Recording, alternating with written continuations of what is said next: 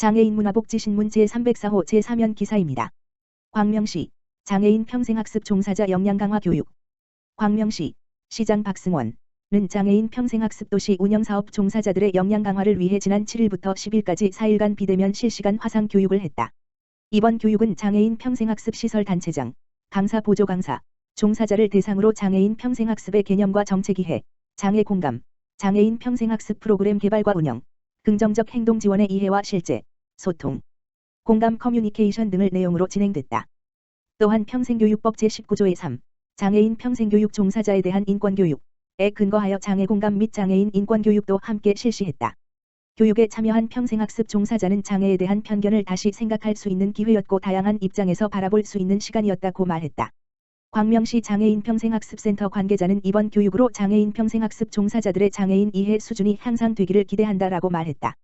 광명시는 2020년 전국 최초 장애인 평생학습 도시를 선언하고 그동안 장애인 학습자에게 질 높은 교육 서비스를 제공하고자 노력하고 있으며 국립특수교육원 국가장애인 평생교육진흥센터 장애인 평생학습 도시 운영사업 공모에 선정되어 장애인을 위한 평생교육 사업을 운영하고 있다. 광명장애인 종합복지관, 이웃사랑 실천. 광명장애인 종합복지관 관장 김수윤 성삼의 베로니카 수녀, 은 추석을 맞아 관내 장애인 70가정에 15일부터 16일까지 명절 선물을 전달했다.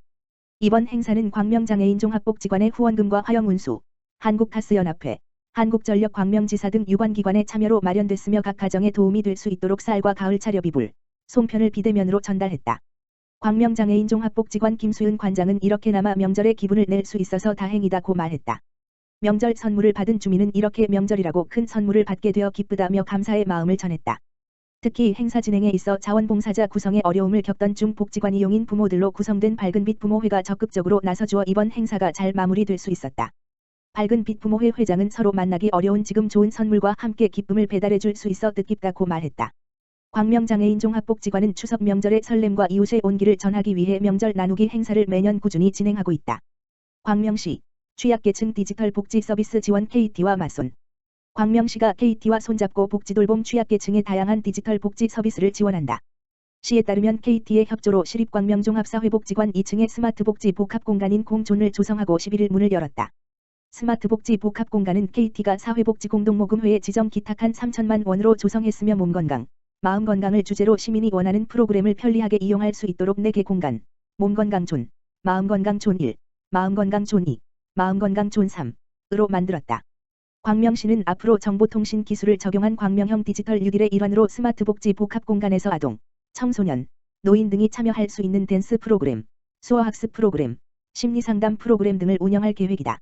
박승원 광명시장은 다양한 사회복지 프로그램과 서비스의 개발을 위해 KT가 가지고 있는 디지털 기술을 통해 복지 사각지대가 발생하지 않도록 사회안전망 구축을 위해 함께 노력할 것이라고 말했다. 광주시 제41회 장애인의 날 기념 표창 수여식 개최. 광주시는 지난 14일 제41회 장애인의 날을 맞아 광주시 장애인연합회 주관으로 장애인 복지 유공자 표창 수여식을 개최했다. 장애인의 날은 매년 4월 20일에 기념 행사를 개최했으나 코로나19로 인해 지난해에 이어 올해도 기념 행사는 취소하고 장애인 복지 유공자에 대한 표창 수여식만 실시했다. 이날 표창 수여는 장애인 복지 발전에 기여한 14명이 그 공로를 인정받아 표창장을 수상했다.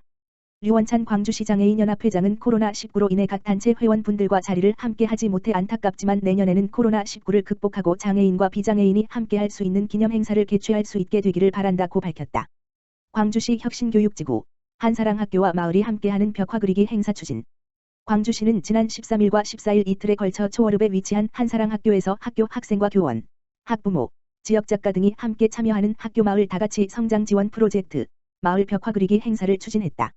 광주시와 광주하남교육지원청이 추진하고 있는 학교 마을 다같이 성장 지원 프로젝트는 배움의 공간을 마을로 확장해 학교와 마을이 주체가 되어 스스로 지역의 문제를 발굴하고 해결하는 지역교육 거버넌스 구축을 목표로 개발된 혁신교육지구 시즌 대표 사업으로 마을 벽화 그리기, 마을 소식지 만들기, 보치아 마을 봉사단, 우리마을 동화책 만들기 등 다양한 마을교육 관련 프로그램들을 지원하고 있다.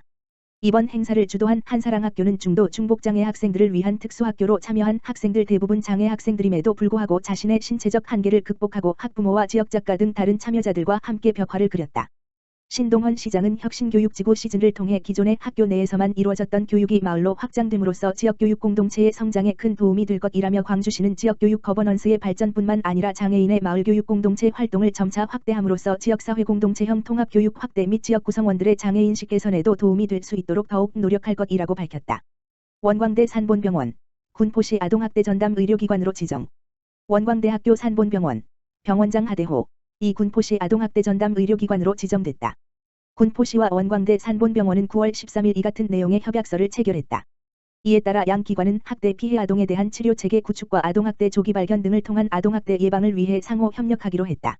군포시는 학대 피해 아동과 그 보호자에게 협약병원인 원광대 산본병원을 연계하고 원광대 산본병원은 학대 피해 아동에 대한 조기 발견 및 112 신고, 상담과 치료, 신체적 정신적 성적 학대에 대한 검사와 검진 등을 이행할 예정이다.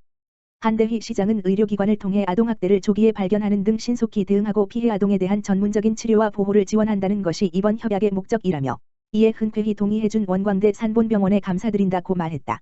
자세한 내용은 군포시 청소년 청년정책과 지역번호 031-390-0604로 문의하면 안내받을 수 있다.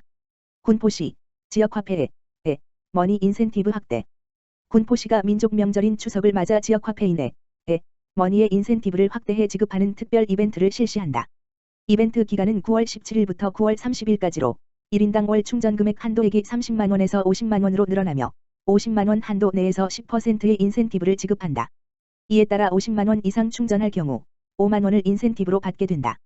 한대휘 시장은 민족 명절인 한가위를 맞아 코로나19의 장기화로 어려워진 지역경제를 활성화하는 데 도움을 주기 위해 지역화폐 인센티브 지급을 확대하는 것이라며 군포를 사랑하고 아끼는 시민들의 적극적인 참여를 바란다고 말했다.